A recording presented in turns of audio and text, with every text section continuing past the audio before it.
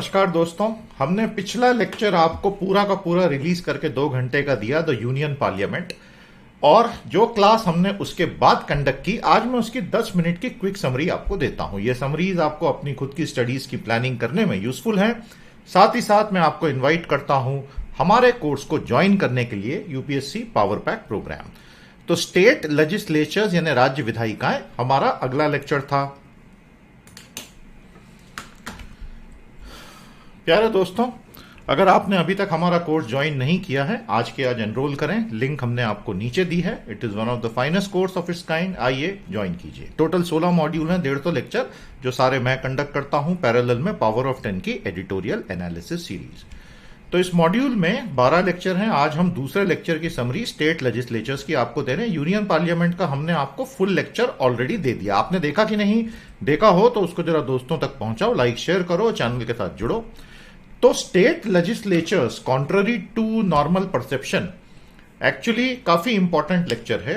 जिस प्रकार से हाई कोर्ट वाला लेक्चर जो है वो सुप्रीम कोर्ट से भी थोड़ा ज्यादा इंपॉर्टेंट हो जाता है। आर्टिकल 32 और 226 का जो कंपैरिजन होता है, तो क्या कंपैरिजन है दोनों का, बताइएगा अगर आपको जानकारी हो। वैसे हम बता देंगे आपको आगे। तो जो हमने ये लेक्चर लिया, उसकी जो मेन एजेंडा के पॉइंट्स हैं आप देख सकते हैं, काफी वास्ट है, क्योंकि इसमें वाकई में बहुत कुछ है इस टॉपिक में। तो सबसे पहले हमने इसमें पिलर्स ऑफ डेमोक्रेसी में, ये हम कई लेक्चर्स में रिपीट भी करते हैं ताकि लोगों को एक अच्छा सेंस मिले कि आखिर हमारा जो स्टेट है, राज्य व्यवस्था है, उसके ढांचे क्या हैं और उसमें किसका क्या रोल है, इसको समझना जरूरी है। 3 टियर गवर्नमेंट का हम स्ट्रक्चर लेके चलते हैं, जिसमें टॉप टियर पर जो लेजिस्लेचर है वो इस तरह से बनता है। The president is not a member but it integral part of the parliament. उसी तरह गवर्नर और स्टेट असेंबली का भी रिश्ता होता है। फिर हमने स्टेट्स और यूटी सिस्टम ऑफ गवर्नमेंट बारीकी से समझाया कि किस प्रकार से जब भारत में राज्य बने तो कैसे बने, उनका एवोल्यूशन कैसे हुआ, decade after decade after decade. Union territories जो बनी वो क्यों बनी, किसने बनाई, उनके 3 प्रमुख कारण क्या होते हैं यूटीज बनाने के।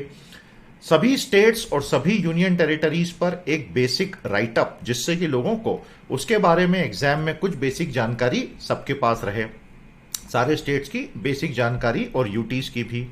उसके अलावा सारी ऑटोनोमस काउंसिल जो भारत में चलती हैं, आपको पता ही है, शेड्यूल्ड स्टेट्स वगैरह में तो ऑटोनोमस डिस्ट्रिक्ट काउंसिल वगैरह, ये सब चीजों पर विस्तार में चर्चा होती है। और ऐसा करते करते यूनियन लिस्ट, स्टेट लिस्ट और कॉन्करेंट लिस्ट पर आ जाते हैं। अब आप जानते ही हैं कि भारत में जो सब्जेक्ट्स का डिवीजन है वो हमें आर्टिकल 246 में जो 7 शेड्यूल के साथ लिंक्ड है, union list, state list, concurrent list मिलती है। और ये काफी अच्छा डिस्कशन होता है आर्टिकल 246 का, जो हमें बताता है कि किस प्रकार से संविधान के निर्माताओं ने काम का बंटवारा किया। कॉन्करेंट लिस्ट धीरे धीरे बड़ी होती चली गई, क्योंकि यूनियन ने कई चीजें स्टेट से उठा के समवर्ती सूची में डाल दी। स्टेट लिस्ट पर भी अगर बहुत जरूरी हो तो राज्यसभा रेजोल्यूशन पारित करके उस पर भी लेजिस्लेशन तो कर ही सकती है। और अगर नेशनल इमरजेंसी लगी हुई है तो फिर संसद कुछ भी कर सकती है। तो ये सारी चीजों पर काफी अच्छे से बात हुई, बच्चों को समझाया गया, संघ राज्य समवर्ती सूची। इस कोर्स की खूबी यह है कि जब तक कोर्स कंप्लीट होता है, प्रैक्टिकली पूरा ही संविधान कवर टू कवर ऑलमोस्ट सारे सेक्शंस कवर हो जाते हैं। बहुत अच्छे से हम इसको लेते हैं। सारे सब्जेक्ट्स किस लिस्ट में क्या हैं, एक बार पढ़ लेते हैं तो थोड़ा ध्यान रहता है। उसके बाद, क्योंकि आज स्टेट लेजिस्लेचर्स की बात हो रही है, तो संघ शासित प्रदेशों पर बात होना भी आवश्यक है। तो भारत में यूटीज क्यों आई, 1950s के बाद से संघ शासित प्रदेशों का पूरा कॉन्सेप्ट क्या था, और ये दरअसल जो हमारा अगला मॉड्यूल आएगा पोस्ट इंडिपेंडेंस इंडिया, उसका पहला लेक्चर मैं फुल रिलीज करूंगा, वो आप पूरा देखिएगा। जो इंटीग्रेशन हुआ था इंडिया का, वो कितनी अद्भुत प्रक्रिया थी। हम लोग आजादी के 75वें साल में उन चीजों को भूल गए हैं और हमें लगता है कि ये तो होना ही था, लेकिन ऐसा जरूरी नहीं है। 1945 से 1955 के बीच के बहुत नाजुक दौर में हमारी नेशनल लीडरशिप ने जिस तरह से देश को लीड किया वो काबिले तारीफ है। नहीं तो बहुत ज्यादा समस्याएं एक वीक फ्लेजलिंग और नई डेमोक्रेसी को आनी ही थी, लेकिन वैसा हुआ नहीं। मैनेज करके निकाल कर ले आए, हम लाए हैं तूफान से कश्ती को निकाल कर वाली बात है बेसिकली। तो कौन सी यूनियन टेरिटरी कब क्रिएट हुई और उसके पीछे का कारण क्या रहा, इसको डिटेल में हम समझाते हैं हमारे कोर्स में। और कोशिश यही होती है कि इस पर बनने वाले पॉसिबल एमसीक्यूज को भी पैरेलल में डिस्कस किया जाए। नेशनल कैपिटल टेरिटरी दिल्ली की जो क्या परिस्थिति है और उससे जुड़े हुए कौन से कॉन्स्टिट्यूशनल इश्यूज हैं उसके ऊपर भी बात होती है। साथ ही साथ आज की तारीख में किस प्रकार से लोकसभा और राज्यसभा की शक्तियां कंपेरेबल हैं या नहीं है, इस पर तो सवाल लगातार बनते ही बनते हैं। याद रखिएगा, लोकसभा और राज्यसभा प्रैक्टिकली इक्विवेलेंट है। केवल मनी बिल लाने के मामले में और नो कॉन्फिडेंस बिल लाने के मामले में, मतलब सरकार बनाने और तोड़ने के मामले में लोकसभा को ताकत है, राज्यसभा को नहीं। लेकिन फिर कुछ मामलों में राज्यसभा आगे हो जाती है। नई ऑल इंडिया सर्विस बनानी हो जिसमें स्टेट्स इन्वॉल्व हैं, या स्टेट की लिस्ट में किसी सूची के ऊपर, सब्जेक्ट के ऊपर कानून बनाना हो तो उसमें राज्यसभा आगे हो जाती है। तो मोटे तौर पर सेम है, दो मामलों में लोकसभा ही ताकतवर है, दो मामलों में राज्यसभा थोड़ी ज्यादा ताकतवर है। ये जो कंपैरेटिव पूरा एनालिसिस है, इसको बहुत बारीकी से हम अच्छे से बताते हैं। सहकारी संघवाद यानी कि भारत जो अल्टीमेटली एक संघ है और अल्टीमेटली सबको साथ में प्यार मोहब्बत से ही चलना है, क्योंकि आपस में लड़ेंगे तो we are going to work against each other, which is not a very wise thing to do. उसको हमने कॉन्सेप्ट के रूप में समझाया। हमारे राज्यों के राज्यपाल क्या होंगे, इलेक्ट होके आएंगे, नॉमिनेट होंगे, उनका रोल क्या होगा, एग्जीक्यूटिव पावर्स क्या होंगी, इसके ऊपर तो कॉन्स्टिट्यूएंट असेंबली में भी काफी चर्चा हुई और फाइनली यही तय हुआ कि नॉमिनेटेड ही होंगे। राज्यपाल स्टेट के हेड होते ही हैं, जिस प्रकार प्रेसिडेंट हमारे इंडिया स्टेट के हेड होते हैं। तो इनको काफी डिटेल में समझना बहुत आवश्यक होता ही है। और साथ ही साथ प्यारे दोस्तों, फिर इनकी पूरी पावर्स की एक समरी अच्छे से टेबल में बनाकर और प्रीलिम्स में जितने भी क्वेश्चन राज्यपाल के पावर्स पर आए हैं उनको हमने डिस्कस किया। ऐसा करके आपको एक पूरा एग्जाम के हिसाब से तैयारी देने की कोशिश होती है। अलग अलग हिस्से जो होते हैं संविधान के, जो इनेबलिंग हिस्से होते हैं, हम जैसे पार्ट 6 है वो स्टेट्स का है, उसमें चैप्टर 1, चैप्टर 2, चैप्टर 3, आर्टिकल 170, 171 जिसमें विधानसभा, विधान परिषद।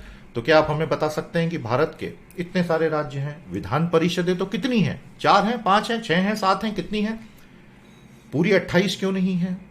क्या कारण है कि राज्य बनाना नहीं चाहते? एक राज्य ने बना के मिटा दिया था, फिर से बना लिया। तो अगर आपको पता हो तो हमें जरूर बताएं, हमने लेक्चर में उसको बहुत अच्छे से कवर किया।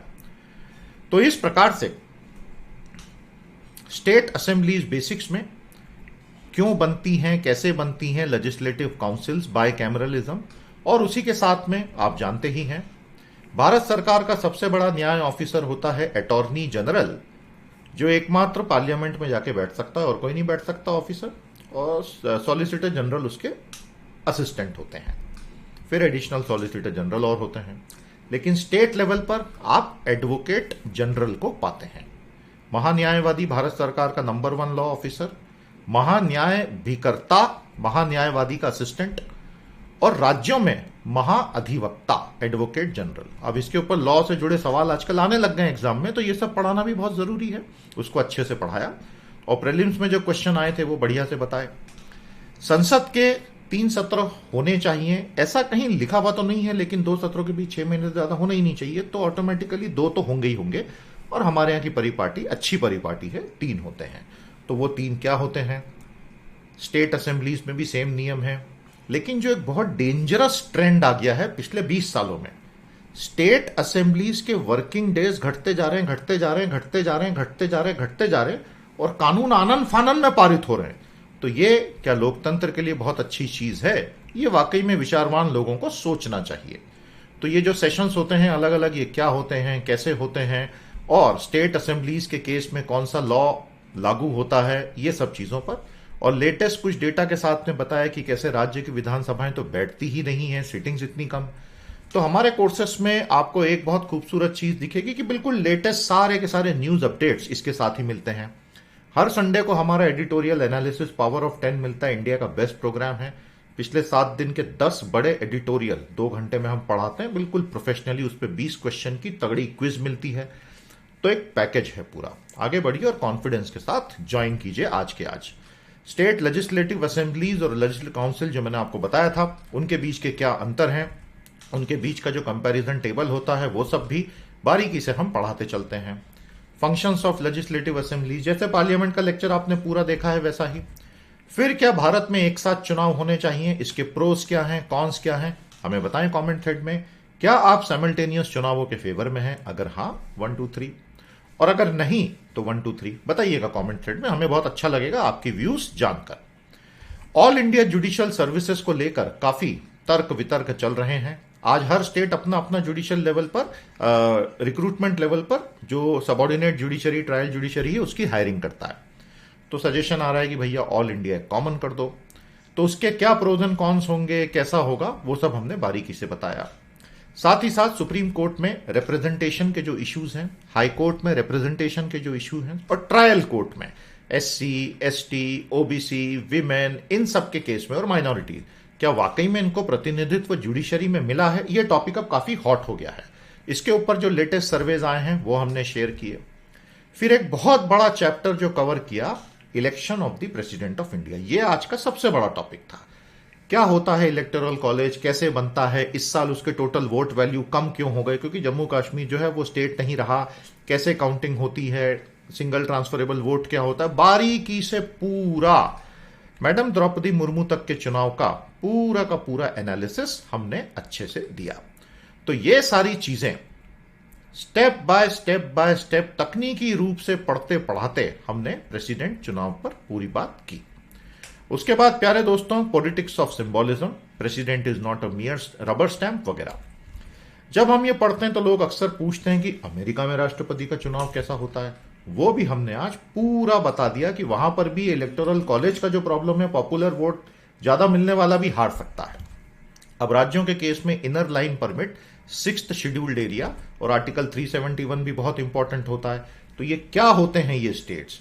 उसके बाद हम राज्यसभा बेसिक्स पर आ गए, जो हमने कल के लेक्चर में लिया था, पर आज के लिए क्योंकि स्टेट्स की बात हो रही है तो लेना फिर से जरूरी था।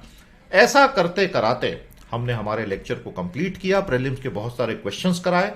तो आपने अगर हमारा कोर्स अभी तक ज्वाइन नहीं किया है दोस्तों, तो देरी कैसी, आज के आज एनरोल करें, नीचे ज्वाइनिंग के लिंक है। थोड़ी देर बाद हम आपको हमारे आगे आने वाले लेक्चर्स की भी 10-10 मिनट की समरी देंगे। पेशेंटली सुनने के लिए बहुत बहुत धन्यवाद। जो मैंने छोटे छोटे सवाल पूछे उनका जवाब जरूर दीजिएगा। नमस्कार, जय हिंद।